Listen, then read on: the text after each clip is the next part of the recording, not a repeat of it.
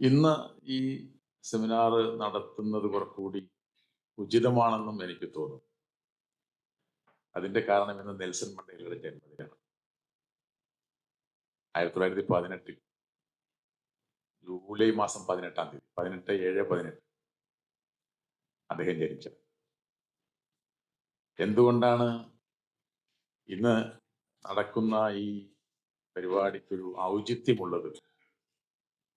സാമ്രാജ്യത്വത്തിനെതിരെയും വർണ്ണവെറിക്കെതിരെയും ഇത്രമാത്രം ധീരമായി പോരാടിയ വേറൊരു നേതാവ് ലോകത്തില്ലല്ലോ.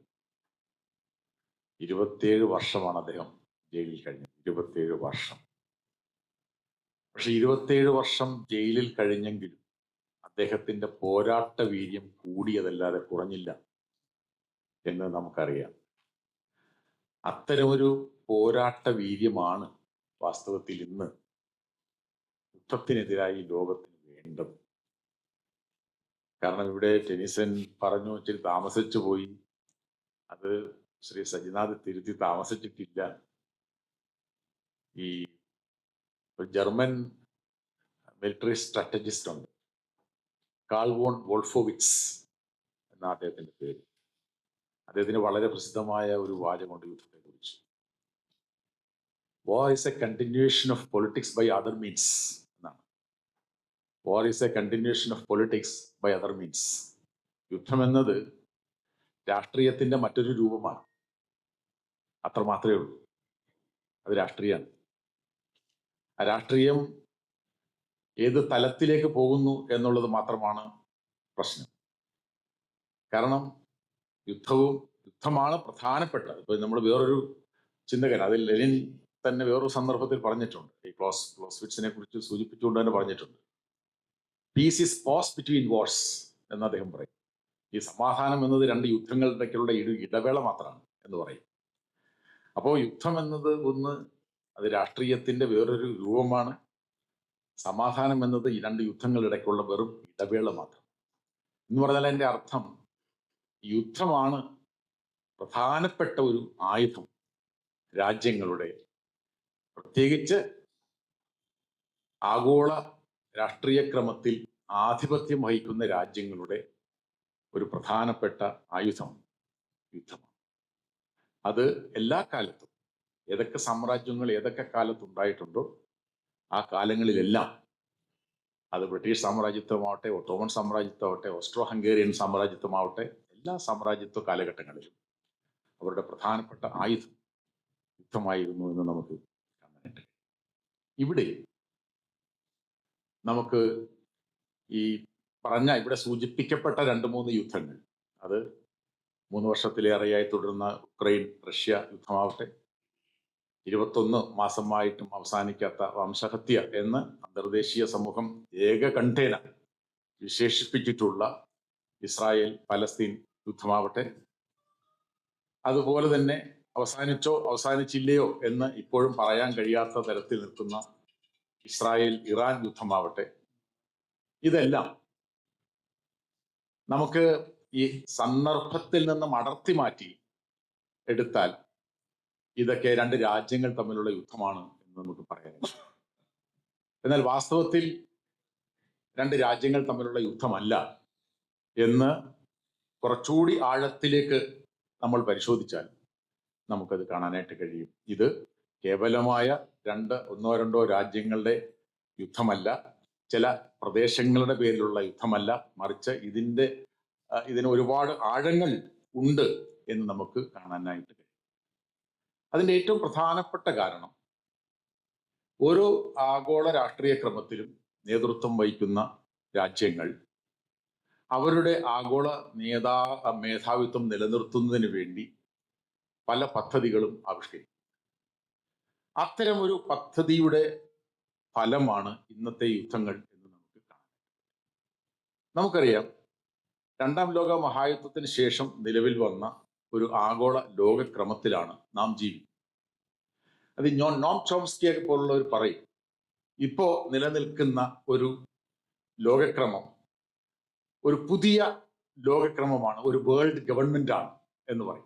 വേൾഡ് ഗവൺമെന്റ് എന്ന് പറയുമ്പോൾ നമ്മൾ ചിലപ്പോൾ വിചാരിക്കുന്നത് ഐക്യരാഷ്ട്ര സംഘടനയാണോ അദ്ദേഹം സൂചിപ്പിക്കുന്നത് എന്ന് നമുക്ക് സംശയം തോന്നാം.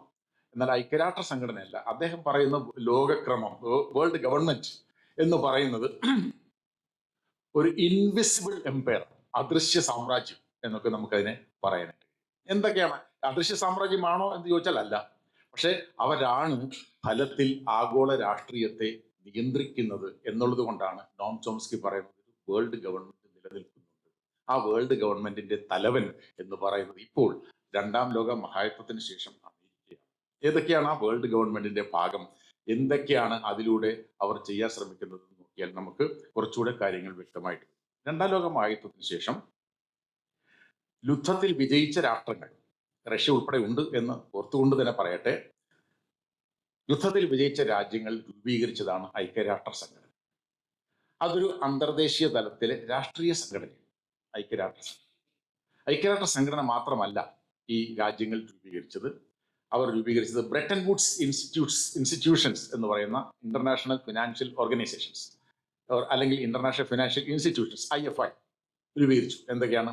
IMF-ഉം വേൾഡ് ബാങ്കും അന്നത്തെ ഗാട്ടും, ഇന്നത്തെ WTO-യുടെ ആദ്യത്തെ രൂപം ഗാട്ടും രൂപീകരിച്ചു. അത് സാമ്പത്തിക, വ്യാവസായിക, വാണിജ്യ കാര്യങ്ങൾ നിയന്ത്രിക്കുന്നതിന് വേണ്ടി രൂപീകരിക്കപ്പെട്ട മുതലാളിത്ത രാജ്യങ്ങളുടെ എന്താണ് അനുഗ്രഹാശിസുകളോടുകൂടി ആരംഭിച്ച പ്രസ്ഥാനങ്ങളാണ് ഈ ഇന്റർനാഷണൽ ഫിനാൻഷ്യൽ ഇൻസ്റ്റിറ്റ്യൂഷൻസ് അല്ലെങ്കിൽ ബ്രെട്ടൻ വുഡ്സ് ഇൻസ്റ്റിറ്റ്യൂഷൻസ് എന്ന് പറയും. അതിനുശേഷം നമുക്കറിയാം, ഒന്ന് രാഷ്ട്രീയമായി അന്തർദേശീയ തലത്തിൽ രാഷ്ട്രീയമായി ഒരു സംഘടന രൂപീകരിക്കുന്നു, ഐക്യരാഷ്ട്ര സംഘടന. അതിനുശേഷം സാമ്പത്തിക കാര്യങ്ങളുടെ നിയന്ത്രണങ്ങൾ നടത്തുന്നതിന് വേണ്ടിയിട്ട് ഇന്റർനാഷണൽ ഫിനാൻഷ്യൽ ഇൻസ്റ്റിറ്റ്യൂഷൻ സ്ഥാപിക്കുന്നു. മറ്റൊന്ന് വളരെ പ്രധാനപ്പെട്ടത്, അവര് 1949 ഒരു സംഘടന രൂപീകരിക്കുന്നു. അതിന്റെ പേര് നോർത്ത് അറ്റ്ലാന്റിക് ട്രീറ്റി ഓർഗനൈസേഷൻസ് അഥവാ നാറ്റോ എന്ന് പറയുന്ന സൈനിക സഖ്യം. ഒന്ന് ആലോചിച്ച് നോക്കൂ, ഒന്ന് രാഷ്ട്രീയമായി ഒരു സംഘടന രൂപീകരിക്കുന്നു, മറ്റൊന്ന് സാമ്പത്തികമായി സംഘടന രൂപീകരിക്കുന്നു, പിന്നൊന്ന് അവർ നാറ്റോ രൂപീകരിക്കുന്നു. അപ്പോൾ എന്ന് പറഞ്ഞാൽ അതിന്റെ അർത്ഥം ഇതിലൂടെ ഈ യുദ്ധത്തിൽ വിജയിച്ച രാജ്യങ്ങളുടെ നിയന്ത്രണം, അത് ആഗോള രാഷ്ട്രീയത്തിൽ അവരുടെ താല്പര്യങ്ങളും നിയന്ത്രണങ്ങളും സുസ്ഥിരമാക്കുന്നതിന് വേണ്ടി, നിലനിർത്തുന്നതിന് വേണ്ടി ഉണ്ടാക്കപ്പെട്ടിട്ടുള്ള ഒരു പ്രസ്ഥാനമായി ഇത് മാറും. ഇതിലൂടെയാണ് വാസ്തവത്തിൽ ആഗോളതലത്തിൽ മേധാവിത്വം വഹിക്കുന്ന രാജ്യങ്ങൾ അവരുടെ, പ്രത്യേകിച്ച് അമേരിക്ക, അവരുടെ താല്പര്യങ്ങൾ സംരക്ഷിക്കാനായിട്ട് ശ്രമിക്കുന്നത് എന്ന് കാണാൻ കഴിയും. ഇതിനെ ഈ ലോക ഗവൺമെന്റിനെ നമുക്ക് വാസ്തവത്തിൽ രണ്ട് സംജ്ഞകൾ കൊണ്ട് നമുക്ക് വിഭജിക്കാം. ഒന്നിനെ ഹാർഡ് പവർ, അതായത് ഇന്റർനാഷണൽ പൊളിറ്റിക്സിൽ ഈ അടുത്ത കാലത്ത് മരിച്ചുപോയി അദ്ദേഹം ജോസഫ് നീ എന്ന് പറയുന്ന ഒരു ചിന്തകനുണ്ടായിരുന്നു. ആ ചിന്തകനാണ് ഈ സോഫ്റ്റ് പവർ എന്ന് പറയുന്ന ഒരു കോൺസെപ്റ്റ് ഈ ഇന്റർനാഷണൽ പൊളിറ്റിക്സിൽ അവതരിപ്പിച്ചത്. സോഫ്റ്റ് പവർ എന്ന് പറഞ്ഞ അദ്ദേഹം അവതരിപ്പിച്ചപ്പോൾ പറഞ്ഞു, രാജ്യങ്ങളുടെ ശക്തിയെ നമുക്ക് രണ്ടായിട്ട് വിഭജിക്കാം, ഒന്ന് ഹാർഡ് പവർ എന്നും ഒന്ന് സോഫ്റ്റ് പവർ എന്നും പറയാം എന്ന് അദ്ദേഹം പറഞ്ഞു. എന്താണ് ഹാർഡ് പവർ? ഹാർഡ് പവർ എന്ന് പറഞ്ഞാൽ ഒരു രാജ്യത്തിന് മറ്റ് രാജ്യങ്ങളെ ഭീഷണിപ്പെടുത്തിയോ സമ്മർദ്ദം ഉപയോഗിച്ചോ അവർക്ക് അനുകൂലമായി തീരുമാനമെടുക്കാൻ പ്രേരിപ്പിക്കുന്ന ഘടകങ്ങൾ, ശക്തികൾ ഉണ്ടെങ്കിൽ അവയെ ഹാർഡ് പവർ എന്ന് പറയാം. അത് സേനയാണ്, മറ്റൊന്ന് സാമ്പത്തിക ശക്തിയാണ്. ഇത് രണ്ടുമാണ് ഹാർഡ് പവർ എന്ന് പറയുന്ന കാറ്റഗറിയിൽ പെടുത്തി പട്ടാളം, പോലീസ്, സാമ്പത്തിക ശക്തി ഇതൊക്കെ ചേർത്താണ് ഹാർഡ് പവർ എന്ന് പറയുന്നത്. സോഫ്റ്റ് പവർ എന്ന് പറയുന്നത് കൾച്ചറൽ, അതായത് നമുക്ക് അട്രാക്ഷൻ, വേറൊരു രാജ്യത്തെ നമ്മളിലേക്ക് അട്രാക്ട് ചെയ്യാൻ കഴിയുന്ന ഘടകങ്ങൾ ചേരുന്നതാണ് ഈ സോഫ്റ്റ് പവർ. അവർ പറയുന്നത് ഡെമോക്രസി എന്ന് പറയുന്നത് കൾച്ചറൽ പവർ, സിനിമ അല്ലെങ്കിൽ ഭക്ഷണം, ഇവയെല്ലാം ഈ മീഡിയ, ഇതെല്ലാം ഈ സോഫ്റ്റ് പവറിന്റെ കാറ്റഗറിയിൽ വരും എന്നും പറയുന്നു. അപ്പൊ ഇങ്ങനെ രണ്ട് ഘടകങ്ങൾ ഉണ്ട് എന്ന് പറയാൻ കഴിയും. നമുക്കറിയാം, ഇതില് ഒരു മാർക്സിസ്റ്റ് ചിന്തകനായിട്ടുള്ള ലൂയി അൽത്തൂസർ പറയും, ഒരു രാജ്യത്തിന് രണ്ട് തരത്തിലുള്ള ശക്തികളുണ്ട്. ആ ശക്തികൾ ഉപയോഗിച്ചുകൊണ്ടാണ് ഒരു രാജ്യം നിലനിൽക്കുകയും അതിന്റെ അധികാരത്തെ തുടർന്നു കൊണ്ടുപോവുകയും ചെയ്യുന്നത് എന്ന് പറയും. അതിനെ അദ്ദേഹം ഇങ്ങനെയാണ് പറയുന്നത്: ഐഡിയോളജിക്കൽ സ്റ്റേറ്റ് അപ്പാരറ്റസ്, ISA എന്ന് പറയും. മറ്റൊന്ന് റിപ്രസീവ് സ്റ്റേറ്റ് അപ്പാരറ്റസ്, ഈ അടിച്ചമർത്തുന്നതിന് വേണ്ടിയിട്ടുള്ള രാഷ്ട്രത്തിന്റെ ഉപകരണങ്ങൾ. Repressive state apparatus and ideological state apparatus, RSA and ISA. ഞാൻ നേരത്തെ സൂചിപ്പിച്ച പോലെ ഹാർഡ് പവറിന്റെ കാറ്റഗറി വരുന്നതാണ് റിപ്രസീവ് സ്റ്റേറ്റ് അപ്പാരറ്റസ് എന്ന് പറയുന്നത്. എന്ന് പറഞ്ഞാൽ ഈ ആയുധം, ജയില്, കോടതി, പോലീസ്, ഇങ്ങനെയുള്ള എല്ലാ മർദ്ദനോപകരണങ്ങളും ഉപയോഗിച്ചുകൊണ്ട് ഒരു രാജ്യത്തിന്റെ ഭരണത്തെ കൈപ്പിടിയിൽ ഒതുക്കി നിലനിർത്താൻ ശ്രമിക്കുന്ന ആ ഉപകരണങ്ങളെയാണ് അൽത്തൂസർ പറയുന്നത് റിപ്രസീവ് സ്റ്റേറ്റ് അപ്പാരറ്റസ് എന്ന് പറയുന്നത്. രാഷ്ട്രത്തിന്റെ മർദ്ദനോപകരണങ്ങൾ. ഐഡിയോളജിക്കൽ സ്റ്റേറ്റ് അപ്പാരറ്റസ് എന്ന് പറഞ്ഞാൽ പ്രത്യയശാസ്ത്രപരമായ രാഷ്ട്രത്തിന്റെ ഉപകരണങ്ങളാണ്. ഐഡിയോളജിക്കൽ സ്റ്റേറ്റ് അപ്പാരറ്റസ് എന്ന് പറയുന്നത് ഈ പുസ്തകം, ചരിത്രം, സാഹിത്യം, കല, സംസ്കാരം ഇതെല്ലാം ഉപയോഗിച്ചുകൊണ്ട് നമ്മളെ, അതായത് നമ്മുടെ ഈ നോം ചോംസ്കിയൊക്കെ പിന്നെ അദ്ദേഹത്തിന്റെ വളരെ പ്രസിദ്ധമായ പുസ്തകത്തിൽ പിന്നെ മാനുഫാക്ചറിങ് കൺസെന്റ് എന്ന പുസ്തകത്തിൽ പറയും, ഈ ഐഡിയോളജിക്കൽ സ്റ്റേറ്റ് അപ്പാരറ്റസ് ഉപയോഗിച്ചുകൊണ്ടാണ് ജനങ്ങളുടെ സമ്മതി ഈ രാജ്യത്തിന്റെ ഭരണം തുടർന്നു കൊണ്ടുപോകുന്നതിന് അവർക്ക് അനുകൂലമല്ല കാര്യങ്ങളെങ്കിലും ഈ തുടർച്ചയായി ഇത്തരം പ്രവർത്തനങ്ങൾ നമ്മുടെ ഉള്ളിലേക്ക് ഇങ്ങനെ ഇട്ടുകൊണ്ട്, ഇവിടെ ശ്രീ സൈനാഥ് സൂചിപ്പിച്ച പോലെ ഈ മനുഷ്യന്മാർ ഇങ്ങനെ നിരന്തരം കൊല്ലപ്പെടുമ്പോഴും നീചമായി കൊല്ലപ്പെടുമ്പോഴും നമ്മൾ വളരെ സന്തോഷത്തോടെ ഇരുന്ന് സിനിമ കാണുകയും ഭക്ഷണം കഴിക്കുകയും ചെയ്യുന്നെങ്കിൽ അതിന്റെ അർത്ഥം നമ്മൾ അതിനോട് പ്രതികരിക്കാത്ത വിധത്തിലായിരിക്കുന്നു, അല്ലെങ്കിൽ ഇത്തരം യുദ്ധങ്ങൾക്ക് പോലും സമ്മതം കൊടുക്കുന്ന തരത്തിലേക്ക് നമ്മൾ സമ്മതം കൊടുത്തു കഴിഞ്ഞിരിക്കുന്നു എന്ന്, അത് ബോധപൂർവ്വം ഇത്തരം ഏജൻസികൾ നടത്തിയ ശ്രമങ്ങളുടെ ഫലമാണ് എന്ന് നോം ചോംസ്കിയെ പോലുള്ളവർ പറയും. അത് ഈ ഐഡിയോളജിക്കൽ സ്റ്റേറ്റ് അപ്പാരറ്റസ് ആണ്. അതിൽ നമ്മൾ കാണേണ്ട കാര്യം, ഈ ഐഡിയോളജിക്കൽ സ്റ്റേറ്റ് അപ്പാരറ്റസ് ആണ് വാസ്തവത്തിൽ ഒരു ഭരണകൂടത്തെ നിലനിർത്തുന്ന പ്രധാനപ്പെട്ട കാര്യം. അതായത് ഭരണകൂടത്തെ മാത്രമല്ല, ലോക രാഷ്ട്രീയത്തെ തന്നെ നിയന്ത്രിക്കുന്നതിൽ ഈ നമ്മളെ ഉൾപ്പെടെ സ്വാധീനിക്കുന്ന, അതല്ലെങ്കിൽ ഇസ്രായേലും ഈ എന്താണ് പലസ്തീനും തമ്മിൽ യുദ്ധം നടന്നാൽ എന്താ, നമ്മളെ അത് ബാധിക്കുന്നതാണോ? നമുക്ക് കുഴപ്പമില്ലാത്തതല്ലേ?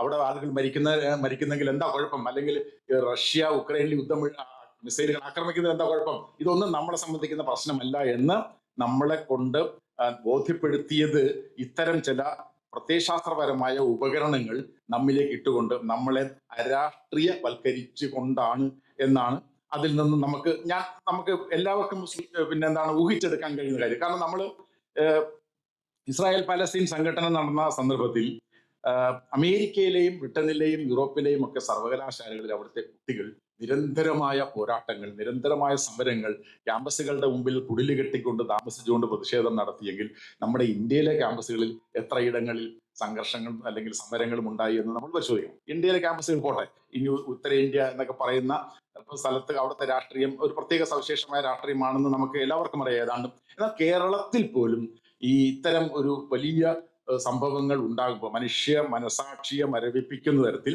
ഒരു ജനതയുടെ, മോളുടെ കവിതയിൽ ഒരു കവിത എന്തെന്ന് വളരെ ഇഷ്ടപ്പെട്ടു തോന്നി. ആ ഇസ്രായേൽ പാലസ്തീൻ സംഘടനത്തിന്റെ ഈ സ്വപ്ന ഭൂമിയിൽ കിനാവ് ഉയർത്തുവാൻ മോഹമുണ്ടതോർക്കണം എന്ന്. അതായത് ഈ പലസ്തീൻ എന്ന് പറയുന്ന രാജ്യം ഈ പലസ്തീനികളുടെ സ്വപ്ന രാജ്യമാണ്. ആ സ്വപ്ന രാജ്യത്തിൽ ഒരു കുടിൽ കെട്ടി ജീവിക്കുക എന്ന് പറയുന്നത് യുണൈറ്റഡ് നേഷൻസ് ഓർഗനൈസേഷൻ അംഗീകരിച്ചതാണ്. ഐക്യരാഷ്ട്ര സംഘടന 1948 അംഗീകരിച്ചു, നിങ്ങൾക്ക് പലസ്തീനികൾക്ക് 45%, ഇസ്രായേലികൾക്ക് 55%, നിങ്ങൾ രാഷ്ട്രമായി നിങ്ങൾ താമസിച്ചോ എന്ന് പറഞ്ഞു. ആ ഡിവിഷന്റെ പ്രശ്നം, അതായത് ഞങ്ങൾ അന്ന് ഈ പലസ്തീനികൾ ഭൂരിപക്ഷമാണ് അവിടെ, ഞങ്ങൾക്ക് കുറച്ച് തന്നു എന്നുള്ള ഒറ്റ പ്രശ്നം കൊണ്ടാണ് അവരതിനെ അംഗീകരിക്കാറുള്ളത്. 45ഉം 55ഉമായിട്ട് ഡിവൈഡ് ചെയ്ത അന്തർദേശീയ ഏജൻസി ആയിട്ടുള്ള ഐക്യരാഷ്ട്ര സംഘടനയുടെ തീരുമാനം ഇപ്പോൾ നിൽക്കുന്നു. 100-ലേറെ രാജ്യങ്ങൾ ഈ പലസ്തീൻ എന്ന് പറയുന്ന രാജ്യത്തെ അംഗീകരിച്ചിട്ടുണ്ട്. അങ്ങനെ ഐക്യരാഷ്ട്ര സംഘടനയും 100-ലേറെ രാജ്യങ്ങൾ അംഗീകരിക്കുകയും ചെയ്തിട്ടുള്ള പലസ്തീൻ എന്ന് പറയുന്ന രാജ്യത്തിന്റെ ജനങ്ങളുടെ അവകാശത്തെ നിരന്തരം തച്ചു തകർത്തുകൊണ്ട് കൊന്നെറിഞ്ഞുകൊണ്ട്, ഇത് നമ്മുടെ തൃശ്ശൂരില് സുരേഷ് ഗോപി പറഞ്ഞ ഞാനിത് ഇങ്ങ് എടുക്കുകയാണ് എന്ന് പറയുന്ന പോലെ നമ്മുടെ ട്രംപ് പറയുകയാണ്, ഞാൻ ഈ പലസ്തീൻ എന്ന് പറയുന്ന പ്രദേശം ഇങ്ങ് എടുക്കുകയാണ്, എടുത്തുകൊണ്ട് ഞാനിതൊരു വിനോദ വിശ്രമ കേന്ദ്രമാക്കി മാറ്റാൻ പോവുകയാണ് എന്ന് പറയാൻ ഒരു ഭരണാധികാരിക്ക് കഴിയുന്നെങ്കിൽ, അത്തരം പ്രസ്താവനകൾ ഉണ്ടാകുമ്പോൾ ലോക മനസാക്ഷിയുടെ മുമ്പിൽ നിന്നും ഒരു എതിർശബ്ദം ഉണ്ടാവുന്നില്ലെങ്കിൽ അതിന്റെ അർത്ഥം നമ്മളെല്ലാം ഈ അനുവാദം കൊടുത്തു കഴിഞ്ഞു, ട്രംപിന് എന്തും പറയാം, നെതന്യാഹുവിന് എന്തും ചെയ്യാം എന്ന് പറയുന്ന തരത്തിലേക്ക് ലോക മനസാക്ഷി മാറിയിരിക്കുന്നു എന്നുള്ളതാണ് നമ്മൾ ഈ കാലത്ത് നമ്മൾ നേരിടുന്ന വളരെ വലിയ പ്രശ്നം എന്ന് നമുക്കറിയാം. ഇപ്പൊ ഞാൻ ഈ ക്ലാസ്വിറ്റ്സിന്റെ സ്റ്റേറ്റ്മെന്റിലൂടെയാണ് എൻ്റെ സംഭാഷണം ആരംഭിച്ചത്.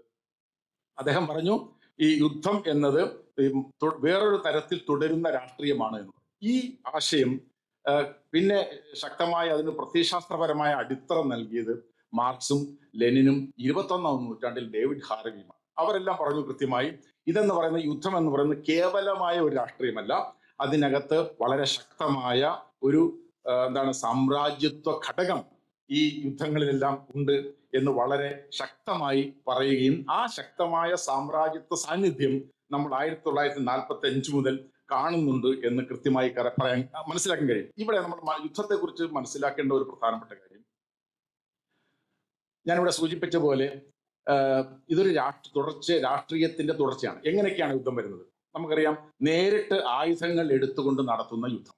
ആയുധങ്ങൾ രണ്ട് രാജ്യങ്ങൾ, ഇപ്പൊ ഇന്ത്യ പാകിസ്ഥാൻ യുദ്ധം നടന്നു, അല്ലെങ്കിൽ ഇസ്രായേൽ പിന്നെ ഇറാൻ യുദ്ധം നടക്കുന്നു, ഇന്ത്യ ചൈന യുദ്ധം പണ്ട് നടന്നിട്ടുണ്ട്. ഇതൊരു യുദ്ധമാണ്, നേരിട്ടുള്ള യുദ്ധമാണ്. നേരിട്ട് മാത്രമല്ല യുദ്ധം നടക്കുന്നത്, അത് നമ്മൾ മനസ്സിലാക്കണം. അതുകൊണ്ടാണ് ഈ ക്ലോസ്വിറ്റ്സിന്റെ നിർവചനത്തിന് വളരെയധികം പ്രാധാന്യമുണ്ട്. യുദ്ധങ്ങൾ തുടർന്നുകൊണ്ടേയിരിക്കും. നമുക്കറിയാം, ക്യൂബ എന്ന് പറയുന്ന രാജ്യം, ക്യൂബ 1959 നിലവിൽ വന്നു. 59 നിലവിൽ വന്നിട്ടും വളരെയധികം അധ്വാനം അവർ ആ രാജ്യത്തെ മെച്ചപ്പെടുത്താൻ വേണ്ടി നടത്തുന്നുണ്ട് എങ്കിലും ആ രാജ്യത്തിന് ആഗ്രഹിക്കുന്ന തരത്തിൽ ഉയരാൻ കഴിയാത്തതിന്റെ കാര്യം, ആ രാജ്യത്തിനെതിരെ നിരന്തരമായി നടന്നുകൊണ്ടിരിക്കുന്ന രഹസ്യമായും പരസ്യമായിട്ടുമുള്ള യുദ്ധങ്ങളും അട്ടിമറി പ്രവർത്തനങ്ങളും. നമുക്കറിയാം, ഇംഗ്ലീഷ് ചാനലായിട്ടുള്ള ചാനൽ 4 എന്ന് പറയുന്ന ചാനൽ ഈ ക്യൂബയെ നശിപ്പിക്കാൻ, അല്ലെങ്കിൽ എന്താണ് ഫിഡൽ കാസ്ട്രോയെ വധിക്കാൻ 638 മാർഗങ്ങൾ എന്ന പേരിൽ ഒരു ഡോക്യുമെന്ററി തന്നെ അവതരിപ്പിച്ചു. നോക്കൂ, 638 തവണ ഒരു ഭരണാധികാരിയെ കൊല്ലാൻ അമേരിക്ക എന്ന് പറയുന്ന ഒരു രാജ്യം ശ്രമിച്ചിരിക്കുന്നു എന്നുള്ളതാണ്. അപ്പൊ ഇപ്പോഴും തുടർന്നുകൊണ്ടിരിക്കുന്നു. ഇപ്പോൾ ട്രംപ് ഏറ്റവും അവസാനം വന്നുകൊണ്ട് ഒരു ഉപരോധം ഏർപ്പെടുത്തി. എന്തിനാണ് ഈ ക്യൂബ എന്ന് പറയുന്ന രാജ്യത്തിനെതിരെ ഉപരോധങ്ങൾ ഏർപ്പെടുത്തുന്നത്? ലോകത്ത് ആർക്കും അറിയത്തില്ല. പക്ഷേ അമേരിക്ക നിരന്തരമായി ആ രാജ്യത്തിനെതിരെ, ഒരു വളരെ എത്രയോ ചെറിയ രാജ്യത്തിനെതിരെ ഇങ്ങനെ നിരന്തരമായ ആക്രമണം നടത്തി. ഇങ്ങനെ ആക്രമണങ്ങൾ, അതായത് ഓവേർട്ട് ആൻഡ് കവേർട്ട്, അതുമാത്രമല്ല രഹസ്യവും പരസ്യവുമായിട്ടുള്ള ആക്രമണങ്ങൾക്ക് പുറമെ ഉപരോധങ്ങൾ ഏർപ്പെടുത്തുക, ഭരണകൂടത്തെ അട്ടിമറിക്കാനുള്ള ശ്രമങ്ങൾ നടത്തുക, ഇങ്ങനെ നിരന്തരമായ, അതായത് ഒരു സാമ്രാജ്യത്വം ആ ലോക രാഷ്ട്രീയ ക്രമത്തിൽ നേതൃത്വം വഹിക്കുന്ന രാജ്യം ആരാണോ ആ രാജ്യത്തിന്റെ നേതൃത്വം നിലനിർത്താൻ വേണ്ടിയിട്ട് നിരന്തരമായി അവർക്ക് ഇഷ്ടപ്പെടാത്ത രാജ്യങ്ങളെയൊക്കെ അട്ടിമറിക്കുകയോ ഇല്ലാതാക്കുകയോ തകർക്കുകയോ നേതാക്കന്മാരെ വധിക്കുകയോ ചെയ്യുക എന്നത് എല്ലാ കാലത്തും നിലനിന്നിരുന്ന ആ ലോകക്രമത്തിൽ മേധാവിത്വം വഹിക്കുന്ന രാജ്യങ്ങളുടെ ഒരു രീതിയാണ്. നമ്മളിപ്പോൾ അതിശക്തമായി 1945 ശേഷം, രണ്ടാം ലോക മഹായുദ്ധത്തിന് ശേഷം അത് കണ്ടുകൊണ്ടിരിക്കുന്നു. അതിൽ ചില സംഭവങ്ങൾ മാത്രം പറയാം, ചില കാര്യങ്ങൾക്ക് ഇപ്പോഴത്തെ യുദ്ധങ്ങളുമായി ബന്ധമുണ്ട് എന്നുള്ളതുകൊണ്ട്. നമുക്കറിയാം, ഇപ്പോൾ ഇറാൻ ഇസ്രായേൽ യുദ്ധം നടന്നു. വാസ്തവത്തിൽ ഇറാൻ ഇസ്രായേൽ യുദ്ധം നടന്നതിന്റെ കാരണം അമേരിക്കയാണ് എന്ന് വളരെ കൃത്യമായി നമുക്ക് പറയാം. എന്തുകൊണ്ട് പറയാൻ കഴിയും? 1953 അവിടെ ഒരു തെരഞ്ഞെടുപ്പിലൂടെ ഒരാൾ ജനാധിപത്യപരമായ തെരഞ്ഞെടുപ്പിലൂടെ അധികാരത്തിൽ വന്നു. 1953 മുഹമ്മദ് മൊസാദക് എന്ന് പറയുന്ന ആളാണ് അധികാരത്തിൽ. 1953 ആ മൊസാദക്ക് ആ ജനാധിപത്യപരമായി തിരഞ്ഞെടുക്കപ്പെട്ട മൊസാദക്ക് ചെയ്തത് എന്താണ്? അദ്ദേഹം അവിടെ, നമുക്കറിയാം, എണ്ണ സമ്പന്ന രാജ്യമാണ്. ആ എണ്ണ സമ്പന്ന രാജ്യം, പാശ്ചാത്യ രാജ്യങ്ങൾ ആ എണ്ണ ചോർത്തിയെടുത്ത് കൊണ്ടുപോയി അവരുടെ മൾട്ടിനാഷണൽ കോർപ്പറേഷനുകൾ സമ്പത്ത് ഉണ്ടാക്കുകയും അതുകൊണ്ട് ഒരു ഗുണവും ഇറാനിലെ ജനങ്ങൾക്കില്ല എന്ന് തിരിച്ചറിയുകയും ചെയ്തപ്പോൾ മുഹമ്മദ് മൊസാദക്ക് അത് നാഷണലൈസ് ചെയ്യാൻ, എണ്ണ സമ്പത്തിനെ നാഷണലൈസ് ചെയ്ത്. എന്താ സംഭവിച്ചത്? അങ്ങനെ തീരുമാനമെടുത്ത മുഹമ്മദ് മൊസാദക്കിനെ ഒറ്റ രാത്രി കൊണ്ട് ഇല്ലാതാക്കാൻ CIA-യും ബ്രിട്ടീഷ് ചാരസംഘടനയും തീരുമാനിച്ചു. 1953 അദ്ദേഹത്തെ അട്ടിമറിച്ചു. CIA-യുടെ ഇടപെടലോട് കൂടിയിട്ടാണ് ഇത് നടന്നതെന്ന് CIA തന്നെ പുറത്തുവിട്ട ഡോക്യുമെന്റ്സ്, ക്ലാസിഫൈഡ് ഡോക്യുമെന്റ്സ് നമുക്ക് എല്ലാവർക്കും ഇന്ന് വായിച്ചെടുക്കാൻ കഴിയും. 1953 എന്നിട്ട് എന്താ ചെയ്തത്? മുഹമ്മദ് റസ പൗലവി എന്ന് പറയുന്ന ഒരു രാജഭരണം ഏൽപ്പിച്ചു കൊടുക്കുകയും അത് അദ്ദേഹത്തിന്റെ സ്വേച്ഛാധിപത്യ ഭരണത്തിന്റെ കാലമായി മാറുകയും ചെയ്തു. ആ സ്വേച്ഛാധിപത്യത്തിനെതിരായി നടന്ന സമരങ്ങളുടെ ഫലമായിട്ടാണ് ഇന്ന് കാണുന്ന ഇസ്ലാമിക് റവല്യൂഷൻ 1979 നടക്കുകയും ഈ ഖമേനിമാര് അധികാരത്തിൽ വരികയും ചെയ്തു. അപ്പോൾ ആരാണ് വാസ്തവത്തിൽ ഇന്ന് കാണുന്ന ഇറാന്റെ അവസ്ഥയിലേക്ക് കാര്യങ്ങൾ എത്തിച്ചത്? അമേരിക്ക. അപ്പൊ 1953 അത് തുടങ്ങി. ഞാനിവിടെ സൂചിപ്പിച്ച പോലെ 1959 അധികാരത്തിൽ വന്ന ക്യൂബൻ ഭരണകൂടത്തെ അട്ടിമറിക്കാൻ എത്രയോ തവണ ബേ ഓഫ് പിക്സ് എന്നൊക്കെ പറയുന്ന തരത്തിലുള്ള സൈനിക സംഘങ്ങളെ അയക്കുക, നിരന്തരമായ അട്ടിമറി, അവിടുത്തെ കരിമ്പ് കൃഷി ഇല്ലാതാക്കുക, കാർഷിക രംഗത്തെ തകർക്കുക, നേതാക്കന്മാരെ കൊല്ലാൻ ശ്രമിക്കുക, നിരന്തരമായി ഇപ്പോഴും തുടർന്നുകൊണ്ടിരിക്കുന്ന ആക്രമണങ്ങൾ വളരെ വ്യക്തമാണ്, വളരെ പരസ്യമാണ്. അമേരിക്കൻ പ്രസിഡന്റുമാർ അന്ന് 1959 തുടങ്ങിയ ഈ ആക്രമണത്തെ അതിനുശേഷം വന്ന എല്ലാ പ്രസിഡന്റുമാരും, ഇന്നിപ്പോ ട്രംപ് വരെയുള്ള പ്രസിഡന്റുമാർ, ഒബാമ ഒഴിച്ച് ഉള്ള എല്ലാ പ്രസിഡന്റുമാരും ഈ ക്യൂബയെ ഇല്ലാതാക്കാൻ വേണ്ടിയിട്ട് ശ്രമിച്ചുകൊണ്ടിരിക്കുകയാണ്, ഇപ്പോഴും ശ്രമിച്ചുകൊണ്ടിരിക്കുകയാണ്. 1950 മുതൽ 73 വരെ നടന്ന, ഇവിടെ സഞ്ജനാഥ് സൂചിപ്പിച്ച കാര്യം, നമ്മൾ അവന്മാരെ അടിച്ചോടിച്ചു എന്ന് പറയുന്നത്, ഏതാണ്ട് 20 വർഷത്തിലേറെ കാലം വിയറ്റ്നാമിൽ അമേരിക്ക അതിശക്തമായ സൈനിക ആക്രമണങ്ങളാണ് നടത്തിയത്. 10 ലക്ഷത്തിനും 30 ലക്ഷത്തിനും ഇടയ്ക്ക് വിയറ്റ്നാംകാർ കൊല്ലപ്പെട്ടു യുദ്ധത്തിൽ. 20 വർഷത്തിലേറെ. എന്തെല്ലാം തരത്തിലുള്ള നാപ്പാം ബോംബ് എന്ന് പറയുന്ന ഈ നിക്കുട്ടിന്റെ പേര്, അതായത് ബോംബ് വീഴുമ്പോൾ മനുഷ്യന്റെ ശരീരത്തിന് തൊലി ഇളകിപ്പോകുന്ന തരത്തിലുള്ള, അതായത് അവിടുത്തെ കാർഷിക മേഖലയും ജനങ്ങളെയും ഇല്ലാതാക്കുന്ന തരത്തിലുള്ള യുദ്ധങ്ങൾ. എന്താ നമ്മൾ പറയുന്നത്, ഇപ്പോ ഈ ട്രംപ് പറഞ്ഞല്ലോ, ഇറാൻ എന്ന് പറയുന്ന രാജ്യത്തിന് ആണവായുധം കൈവശം വെക്കാനുള്ള അധികാരമില്ല, കാരണം അത് കുഴപ്പം പിടിച്ച ഈ രാജ്യത്ത്, ലോകത്ത് ആണവായുധം ഉപയോഗിച്ചുകൊണ്ട് ആളെ കൊന്ന ഒരേ രാജ്യമുള്ളൂ ലോകത്ത്, അമേരിക്ക മാത്രമാണ്. റൈറ്റ്. അങ്ങനെയുള്ള, അതായത് അങ്ങനെയുള്ള അത് മാത്രമല്ല, ഈ നമുക്കറിയാം ഈ എൻറിച്ച്ഡ് യുറേനിയം, ആ യുറേനിയം എൻറിച്ച് ചെയ്ത് കഴിഞ്ഞാൽ പിന്നെ ബാക്കി വരുന്ന യുറേനിയം, ആ ബാക്കി വരുന്ന യുറേനിയങ്ങളും ഇപ്പൊ ബോംബുകളിൽ ഉപയോഗിക്കാം. അങ്ങനെ ബോംബുകളിൽ ഉപയോഗിച്ചുകൊണ്ട് ലോകത്ത് പല സ്ഥലങ്ങളിലും ആ ആക്രമണം നടക്കുന്നുണ്ട്. അപ്പൊ അങ്ങനെ, അതായത് ഈ ആയുധങ്ങൾ, ഏതെല്ലാം തരത്തിലുള്ള മനുഷ്യവിരുദ്ധമായ ആയുധങ്ങൾ ഉപയോഗിക്കാമോ ആ ആയുധങ്ങളെല്ലാം ലോകത്ത് ഉപയോഗിച്ചിട്ടുള്ള ഒരേ ഒരു രാജ്യം വാസ്തവത്തിൽ അമേരിക്കയാണ്. ആ അമേരിക്ക ഏതാണ്ട് 20 വർഷത്തിലേറെ കാലം 10 ലക്ഷത്തിനും 30 ലക്ഷത്തിനും ഇടയ്ക്ക് വിയറ്റ്നാംകാരെ കൊന്നു. ഏതാണ്ട് 60,000 പേര് അമേരിക്കൻ പട്ടാളക്കാർ ആ യുദ്ധത്തിൽ കൊല്ലപ്പെട്ടു എന്നാണ് കണക്കാക്കപ്പെടുന്നത്. 50 മുതൽ 73 വരെയുള്ള കാലഘട്ടത്തിൽ. 1960-ൽ പാട്രിസ് ലുമുംബ എന്ന് പറയുന്ന നേതാവ് കോങ്കോയിൽ അധികാരത്തിൽ വന്നു, ജനാധിപത്യപരമായ അധികാരത്തിൽ. അദ്ദേഹവും അതിനുശേഷം 1966-ൽ ഖാനിൽ അധികാരത്തിൽ വന്ന ക്വാമി എൻക്രൂമ നമുക്കറിയാം. ഇപ്പോൾ അദ്ദേഹത്തിന്റെ പേരുകളിൽ വാർത്തകളിൽ വന്നിട്ടുണ്ടാവും. ഈ മംദാനി എന്ന് പറയുന്ന ഒരു നേതാവ് ലണ്ടൻ മേയർ അമേരിക്കയിലെ ന്യൂയോർക്ക് മേയറായിട്ട് മത്സരിക്കാൻ പോകുന്നു. അദ്ദേഹത്തിന്റെ പേരിന്റെ കൂടെ, മംദാനിയുടെ പേരിന്റെ മുമ്പിൽ ക്വാമിയുണ്ട്, എൻക്രൂമയുണ്ട്. കാരണം വെച്ചാൽ അദ്ദേഹത്തിന്റെ പിതാവ് ഖാനക്കാരനാണ്. എൻക്രൂമയുടെ പേരിനെ ഓർപ്പിക്കാൻ വേണ്ടിയിട്ട് ഈ മംദാനിയുടെ പേരിന്റെ കൂടെ അവിടെ ചേർത്തിട്ടുണ്ട്.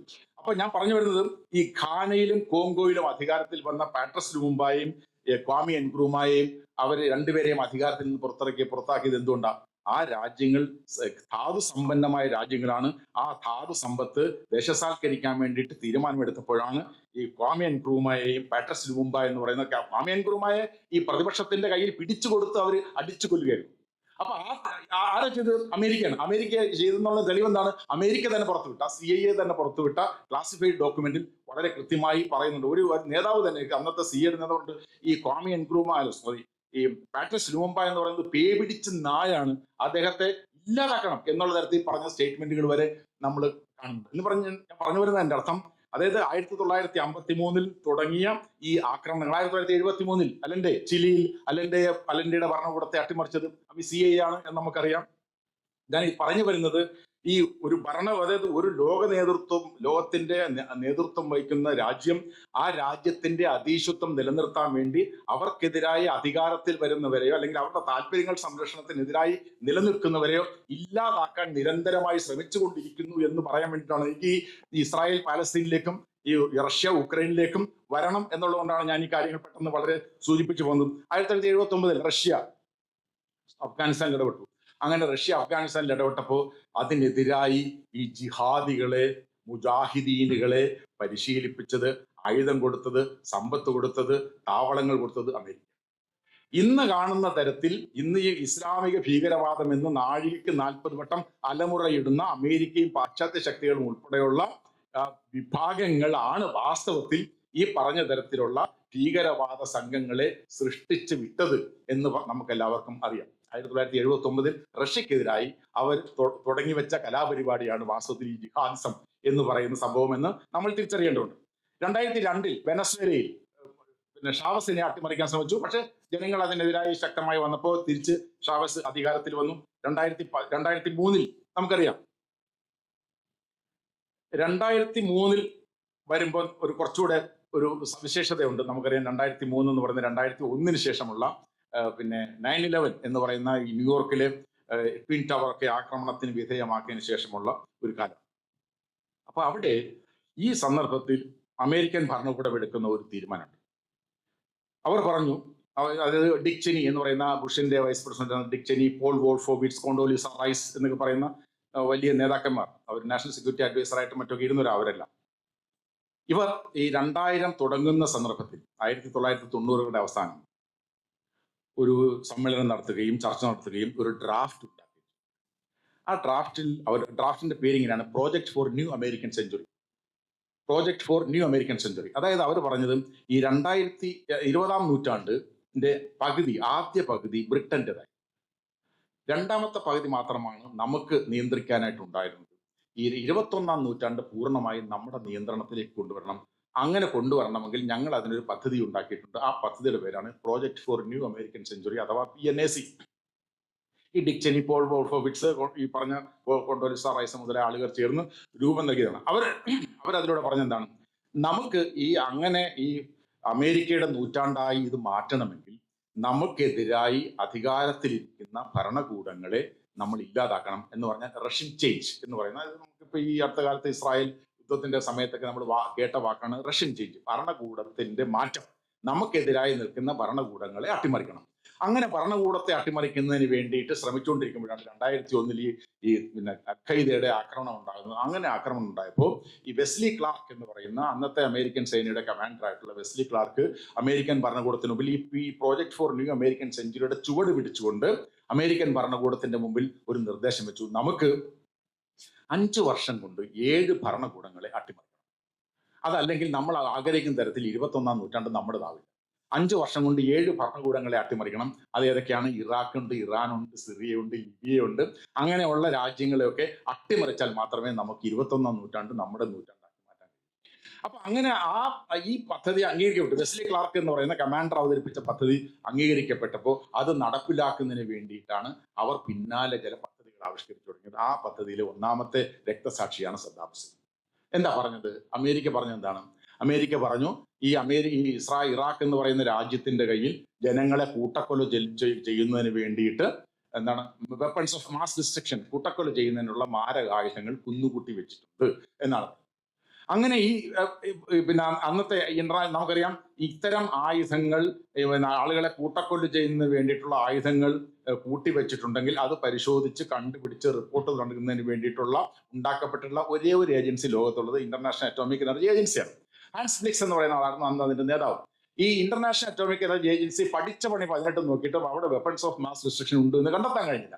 പക്ഷെ എങ്കിൽ പോലും ഞാൻ നേരത്തെ പറഞ്ഞതുപോലെ ഈ hard power and soft power എന്ന് പറയുന്ന പോലെ ഈ ഹാർഡ് പവറിന് പുറമെ സോഫ്റ്റ് പവർ, മീഡിയ, വളരെ ശക്തമായ മാധ്യമം നമുക്കറിയാം. റൂപ്പർട്ട് മർദോക്ക് എന്ന് പറയുന്ന ആളിന് ലോകത്തൊട്ടാകെ 175 ദിനപത്രങ്ങൾ തന്നെയുണ്ട്. ലോകത്തിന്റെ വിവിധ ഭാഗം, നമ്മുടെ ഏഷ്യാനെറ്റ് ഉൾപ്പെടെയുള്ളത് അദ്ദേഹത്തിന്റെ നേതൃത്വത്തിൽ വരുന്നതാണ്. അപ്പൊ ഇങ്ങനെയുള്ള മാധ്യമങ്ങൾ ഉപയോഗിച്ചുകൊണ്ട് ഈ നറേറ്റീവ്സ്, നമുക്കറിയാം, നമ്മളിപ്പോ ഈ ഇന്ത്യ പാകിസ്ഥാൻ യുദ്ധം നടന്നു കഴിഞ്ഞപ്പോൾ നമ്മൾ ശശി തരൂർ ഉൾപ്പെടെയുള്ളവര്, അമേരിക്കയിൽ നമ്മുടെ ജോൺ ബ്രിട്ടാസ് ഉൾപ്പെടെയുള്ളവര്, സൗത്ത് ഈസ്റ്റ് ഏഷ്യൻ നേഷൻസ്, അങ്ങനെയുള്ള 7 സംഘങ്ങളായിട്ട് വിട്ടു. എന്തിനാണ് വിട്ടത്? നമ്മൾ നറേറ്റീവ്സ്, അതായത് നമുക്കെതിരായിട്ടുള്ള ആഖ്യാനങ്ങൾ ലോകത്ത് വളരെയധികം ശക്തമാകുന്നുണ്ട്. ഇന്ത്യയാണ് പാകിസ്ഥാനെ ആക്രമിച്ചത്, അല്ലാതെ പാകിസ്ഥാൻ ഇന്ത്യ ആക്രമിച്ചതല്ല എന്ന ആഖ്യാനം ലോകത്തിന്റെ വിവിധ ഭാഗങ്ങളിൽ ശക്തമായതുകൊണ്ട് അതിനെ തിരുത്തുന്നതിന് വേണ്ടിയിട്ടുള്ള പ്രചാരണ പ്രവർത്തനങ്ങളിൽ ഏർപ്പെടുന്നതിന് വേണ്ടിയിട്ടാണ് നമ്മുടെ ഡെലിഗേഷൻ പോയത്. എന്നതുപോലെ ഈ സംഭവങ്ങൾ, അതായത് ഇറാഖിൽ ഇത്തരം സംഭവമുണ്ട്, ആ മനുഷ്യനെ കൂട്ടക്കൊല ചെയ്യുന്നതിന് വേണ്ടിയിട്ടുള്ള ഈ ആയുധങ്ങൾ കൂട്ടിവെച്ചിട്ടുണ്ട് എന്ന പ്രചരണം ശക്തമായി ആളുകളെ ബോധ്യപ്പെടുത്തുന്നതിൽ അവർക്ക് വിജയിക്കാൻ കഴിഞ്ഞപ്പോഴാണ് യുണൈറ്റഡ് നേഷൻസ് ഓർഗനൈസേഷന്റെ ആക്രമിക്കാനുള്ള അനുവാദം ഇല്ലായിരുന്നിട്ട് പോലും അമേരിക്ക ഉൾപ്പെടെയുള്ള രാജ്യങ്ങൾ പിന്നെ ചേർന്ന് ഈ ഇറാഖിനെ ആക്രമിക്കുകയും ഇറാഖിലെ ഭരണാധികാരിയെ 2003 ആക്രമിച്ച് കൊല്ലുകയും ചെയ്തു. എന്നിട്ടെന്താ പറ്റിയത്? ഈ വെപ്പൺസ് ഓഫ് മാസ് ഡിസ്ട്രക്ഷൻ ഉണ്ട് എന്ന ഒറ്റ പ്രധാനപ്പെട്ട ആർഗ്യുമെന്റിന്റെ പേരിൽ ആക്രമണം നടത്തിയ അമേരിക്കയ്ക്ക് നമുക്കറിയാം ഒരു മൂക്കിപ്പൊടിയുടെ അത്രയും വലിപ്പമുള്ള വെപ്പൺസ് ഓഫ് മാസ് ഡിസ്ട്രക്ഷൻ പോലും കണ്ടെത്താൻ കഴിഞ്ഞില്ല. അതിൽ വിമർശിച്ചുകൊണ്ട് ചിന്തകന്മാർ പറയുന്നത് ഇത് വെപ്പൺസ് ഓഫ് മാസ് ഡിസ്ട്രക്ഷൻ അല്ല, വെപ്പൺസ് ഓഫ് മാസ് ഡിസെപ്ഷൻ ആണ്. ആളുകളെ കൂട്ടത്തോടെ ചതിക്കലാണ് അമേരിക്ക ചെയ്തത്, അല്ലാതെ ഇവിടെ ഒന്നും നടന്നിട്ടില്ല എന്ന് പറഞ്ഞാൽ അതിന്റെ അർത്ഥം എന്താ? യഥാർത്ഥ അജണ്ട എന്തായിരുന്നു? യഥാർത്ഥ അജണ്ട ഈ വെസ്ലി ക്ലാർക്ക് മുന്നോട്ട് വെച്ച 7 രാജ്യങ്ങളെ 5 വർഷത്തിനുള്ളിൽ ഭരണമാറ്റം നടത്താൻ. കാരണം ഇവരെല്ലാം നമ്മുടെ മേധാവിത്വത്തെ ചോദ്യം ചെയ്യുന്ന രാജ്യങ്ങളാണ്. അതുകൊണ്ട് ഇറാഖിനെ അവർ ഇല്ലാതാക്കാൻ ശ്രമിച്ചു. ഇന്നത്തെ അവരുടെ രാജ്യം ലിബിയാണ് അമേരിക്കൻ മേധാവിത്വത്തെ ചോദ്യം ചെയ്തുകൊണ്ടിരുന്ന വേറൊരു രാജ്യം. ആ ലിബിയക്ക് നമ്മൾ മനസ്സിലാക്കേണ്ട കാര്യം, ഈ 2 രാജ്യങ്ങൾക്കും, ഇറാഖിനും ലിബിയക്കും ആണവ പദ്ധതികൾ ഉണ്ടായിരുന്ന രാജ്യങ്ങളാണ്. ഈ 2 രാജ്യങ്ങളിലും ഇസ്രായേലിന്റെ നേതൃത്വത്തിൽ ആണവ പ്ലാന്റുകൾക്കെതിരെ ആക്രമണം നടത്തി. അവര് അമേരിക്കയുടെയും ഇസ്രായേലിന്റെ സമ്മർദ്ദ ഫലമായി ഇറാഖ് ആണവ പദ്ധതി ഉപേക്ഷിച്ചു. പിന്നാലെ ലിബിയ ആണവ പദ്ധതി ഉപേക്ഷിച്ചു. ആണവ പദ്ധതി ഉപേക്ഷിച്ച ഇറാഖിനെ ആദ്യം ഇല്ലാതാക്കി. രണ്ടാമത് ആണവ പദ്ധതി ഉപേക്ഷിച്ച ലിബിയ ഈ അറബ് സ്പ്രിംഗ് എന്ന് പറയുന്ന മുല്ലപ്പൂ വിപ്ലവം എന്ന് പറയുന്ന വിപ്ലവത്തിന്റെ പശ്ചാത്തലത്തിൽ പിന്നെ എന്താണ് ലിബിയ എന്ന് പറയുന്ന രാജ്യത്തെ അവർ ഇല്ലാതാക്കി. ലിബിയ നേതാവായിട്ടുള്ള ഗദ്ദാഫിയെ അവർ തെരുവിലിട്ടാണ് കൊലപ്പെടുത്തിയത്. അതിനുശേഷം 2011 ശേഷം നമുക്കറിയാം, ഇപ്പോ ഈ ഒരു യുദ്ധത്തിന്റെ സാഹചര്യം നടക്കുന്ന ഉക്രൈൻ ഉൾപ്പെടെയുള്ള രാജ്യങ്ങളിൽ ഈ കിഴക്കൻ യൂറോപ്യൻ രാജ്യങ്ങളിൽ ഉണ്ടായ വിപ്ലവത്തിന്റെ പേരുണ്ട് വർണ്ണ വിപ്ലവം, കളർ റെവല്യൂഷൻസ് എന്നാ പറയും. ആ കളർ റെവല്യൂഷൻസിൽ 2014 വിപ്ലവമായ കളർ റെവല്യൂഷൻ നടന്ന സ്ഥലമാണ് ഉക്രൈൻ. ആ ഉക്രൈനിൽ ഇപ്പൊ ഈ ആൾക്കാർ പറയുന്നുണ്ട് അവിടെ ജനകീയ പ്രക്ഷോഭത്തിന്റെ ഫലമായിട്ട് യൂറോ മൈദാൻ എന്ന് പറയുന്ന വിപ്ലവത്തിന്റെ ഫലമായിട്ടാണ് ഈ യുക്രൈനിൽ പിന്നെ ഭരണമാറ്റം നടന്നു, പിന്നെ എന്താണ് റഷ്യൻ ചേഞ്ച് നടന്നതെന്നൊക്കെ പറയുന്നത്. പക്ഷെ പുറത്തു വരുന്ന അന്ന് തന്നെ പുറത്തു വന്ന കുറെ വിവരങ്ങളുണ്ട്. വിക്ടോറിയ നുലാൻഡ് എന്ന് പറയുന്ന നേതാവ്, അമേരിക്കൻ സെക്രട്ടറി ഓഫ് സ്റ്റേറ്റിലെ അസിസ്റ്റന്റ് സെക്രട്ടറി ഓഫ് സ്റ്റേറ്റ് ആണ് വിക്ടോറിയ നുലാൻഡ്. വിക്ടോറിയ നുലാൻഡ് നേരിട്ട് ഈ യുക്രൈനിൽ പിന്നെ ഈ സമരങ്ങൾക്ക് നേതൃത്വം കൊടുത്ത വ്യക്തിയാണ്. എന്താണ് അവർ യുദ്ധത്തിന് ഈ പിന്നെ ആക്രമണം നടത്തി ഈ അവിടുത്തെ നവനാസി, കിഴക്കൻ ഉക്രൈനിലുള്ള നവനാസി വിഭാഗങ്ങളെ കൂടി ഉൾപ്പെടുത്തിക്കൊണ്ട് അന്ന് റഷ്യൻ ജനവിഭാഗങ്ങളെ കൊന്നൊടുക്കുന്ന സമരങ്ങളിലാണ് അവർ ഏർപ്പെട്ടത്. അതിനുശേഷം ഈ വിപ്ലവം നടത്തി യാനുക്കോവിച്ച് എന്ന് പറഞ്ഞ ഭരണാധികാരിയെ മാറ്റിയതിനു ശേഷം അവർ പറഞ്ഞത്, എന്താണ് ഫോണിലൂടെ പറയുന്ന വാചകങ്ങൾ പിന്നെ ഇന്റർനെറ്റിൽ പരസ്യം വന്നു, നമ്മൾ വിജയിച്ചിരിക്കുന്നു, നമ്മൾ യാനുക്കോവിച്ചിനെ ഭരണകൂടത്തിൽ മാറ്റാൻ നമ്മൾ വിജയിച്ചിരിക്കുന്നു, അതുകൊണ്ട് ഇനി വരുന്ന മന്ത്രിസഭയിൽ നമ്മൾ നിർദ്ദേശിക്കുന്ന ആളുകളൊക്കെയാണ് അധികാരത്തിൽ വരേണ്ടത് എന്ന് വിക്ടോറിയ നുലാൻഡ് പറയുന്ന പിന്നെ രേഖകളുണ്ട്. അപ്പൊ വിക്ടോറിയ നുലാൻഡ് ഉൾപ്പെടെയുള്ള ആളുകൾ നേരിട്ട് നടത്തിയ അട്ടിമറി പ്രവർത്തനത്തിന്റെ ഫലമായിട്ടാണ് യുക്രൈനിൽ ഭരണമാറ്റം ഉണ്ടായത്. അപ്പൊ അവിടെയും റഷ്യൻ ചേഞ്ച് ആണ് ഉണ്ടായത്. അത് ഈ യുക്രൈൻ എന്ന് പറയുന്ന രാജ്യത്തും റഷ്യൻ ചേഞ്ച് ഉണ്ടാവണം. അതിനുശേഷം ഉണ്ടായതാണ് ഈ അടുത്ത കാലത്തുണ്ടായ സിറിയ മുതലായ രാജ്യങ്ങൾ. അപ്പൊ ഞാൻ പറഞ്ഞു വരുന്നത്, ഈ ഭരണകൂട അട്ടിമറി എന്ന് പറയുന്നത് ഇവരുടെ താല്പര്യങ്ങൾക്ക്, അതായത് ആഗോളതലത്തിലുള്ള രാഷ്ട്രീയ മേധാവിത്വം നിലനിർത്തുന്നതിന് വേണ്ടിയിട്ടുള്ള പ്രധാനപ്പെട്ട അതിലേക്ക് നമ്മൾ വന്നു കഴിഞ്ഞാൽ നമുക്കറിയാം 3 പ്രധാനപ്പെട്ട യുദ്ധങ്ങൾ ഇപ്പോ ഈ അടുത്ത കാലത്ത് നടന്നു. ഒന്ന് നടന്നുകൊണ്ടിരിക്കുന്ന റഷ്യ യുക്രൈൻ യുദ്ധം. എന്താണ് വാസ്തവത്തിൽ റഷ്യ യുക്രൈൻ യുദ്ധത്തിന്റെ കാരണം? നമ്മൾ പറഞ്ഞു ഇവിടെ ഈ യുദ്ധത്തിനെതിരാണ് എന്നുള്ള തരത്തിൽ പിന്നെ ഈ ഫൗണ്ടേഷൻ തന്നെ ഒരു സെമിനാർ നടത്തിയെന്ന് ഞാൻ മനസ്സിലാക്കുന്നു. വാസ്തവത്തിൽ എന്താ റഷ്യ യുക്രൈൻ യുദ്ധത്തിന്റെ കാരണം? റഷ്യ യുക്രൈൻ യുദ്ധത്തിന്റെ കാരണം റഷ്യയുടെ സാമ്രാജ്യത്വ മോഹമാണോ, അതോ അമേരിക്കയുടെ സാമ്രാജ്യത്വ മോഹമാണോ? അത് നമ്മൾ വിശദമായി മനസ്സിലാക്കേണ്ട കാര്യം. നമുക്കറിയാം 1991 റഷ്യ തകർന്നു, സോവിയറ്റ് യൂണിയൻ തകർന്നു. സോവിയറ്റ് യൂണിയൻ തകർന്നപ്പോൾ ഈ ചർച്ചകൾക്കായിട്ട് അമേരിക്കൻ പ്രതിനിധിയായിട്ട് റഷ്യയിൽ എത്തിയത് ജെയിംസ് ബേക്കർ എന്ന് പറയുന്ന അന്നത്തെ സെക്രട്ടറി ഓഫ് സ്റ്റേറ്റ് ആണ്. James Baker Secretary of State ആരുമായിട്ട് ചർച്ച നടത്തിയ ഗോർബച്ചേവ്, അന്ന് അദ്ദേഹമാണ് ഭരണാധികാരി. ഗോർബച്ചേവുമായിട്ടുള്ള ചർച്ചകളിൽ അവരെത്തിച്ചേർന്ന ഒരു ധാരണ, ആ ധാരണ എന്ന് പറയുന്നത് ഒരു കാരണവശാലും സോവിയറ്റ് യൂണിയൻ തകർന്നു എന്നുള്ളത് ശരിയാണ്, ഒരു കാരണവശാലും ഞങ്ങൾ സോവിയറ്റ് യൂണിയന്റെ അതിർത്തി രാജ്യങ്ങളിലേക്ക് നാറ്റോയുടെ സാന്നിധ്യം വർദ്ധിപ്പിക്കില്ല എന്ന്. അതിന് യൂണിവേഴ്സിറ്റി ഓഫ് വാഷിംഗ്ടണിൽ ഈ ചർച്ചകളുടെ രേഖ ലൈബ്രറിയിലുണ്ട്. വാഷിംഗ്ടൺ യൂണിവേഴ്സിറ്റിയുടെ ലൈബ്രറിയിൽ ഈ രേഖകൾ, ഈ മിനിറ്റ്സ് ഇപ്പോഴും സൂക്ഷിച്ചിട്ടുണ്ട്. ഞങ്ങൾ ഒരു കാരണവശാലും സോവിയറ്റ് യൂണിയന്റെ റഷ്യയുടെ സുരക്ഷയെ പിന്നെ അപകടപ്പെടുത്തുന്ന തരത്തിൽ റഷ്യയുടെ അടുത്തുള്ള ലാത്വിയ, ലിത്വേനിയ, ജോർജിയ, ഉക്രൈൻ മുതലായ രാജ്യങ്ങളിലേക്കൊന്നും ഞങ്ങൾ നാറ്റോയുടെ സാന്നിധ്യം വർദ്ധിപ്പിക്കില്ല, അവർക്കാർക്കും ഞങ്ങൾ നാറ്റോയിൽ അംഗത്വം കൊടുക്കില്ല എന്ന് ജെയിംസ് ബേക്കർ, അന്ന് സെക്രട്ടറി ഓഫ് സ്റ്റേറ്റ് ആയിരുന്ന ജെയിംസ് ബേക്കർ പറഞ്ഞു. പിന്നെ എന്താ സംഭവിച്ചത്? 1994 അത് പറഞ്ഞുവെങ്കിൽ 1994 ക്ലിന്റൺ അധികാരത്തിൽ വന്നപ്പോൾ അദ്ദേഹം എടുത്ത തീരുമാനമാണ്, നമുക്ക് കിഴക്കോട്ട് റഷ്യയുടെ അടുത്തേക്ക് കടക്കണം. അങ്ങനെ കടക്കേണ്ട കാര്യം എന്താണ്? അങ്ങനെ കടന്നാൽ മാത്രമേ അമേരിക്ക ആഗ്രഹിക്കുന്ന തരത്തിൽ ലോക മേധാവിത്വം നേടാൻ കഴിയൂ എന്ന് നിരന്തരമായി പറഞ്ഞുകൊണ്ടിരുന്ന ഒരു നേതാവുണ്ട്. ആ നേതാവിന്റെ പേര് സ്പിഗ്നീവ് ബ്രസൻസ്കി. അദ്ദേഹം നാഷണൽ സെക്യൂരിറ്റി അഡ്വൈസർ ആയിരുന്ന ആളാണ് അമേരിക്കയുടെ. സ്പിഗ്നീവ് ബ്രസൻസ്കി. ആ 1994 ബിൽ ക്ലിന്റൺ ഇങ്ങനെ ഒരു പദ്ധതി വെച്ചപ്പോൾ 1996 അദ്ദേഹം ഒരു പുസ്തകം എഴുതി, ഈ ബ്രസൻസ്കി പുസ്തകം എഴുതി. ആ പുസ്തകത്തിന്റെ പേര് ദ ഗ്രാൻഡ് ചെസ് ബോർഡ് എന്നാണ്.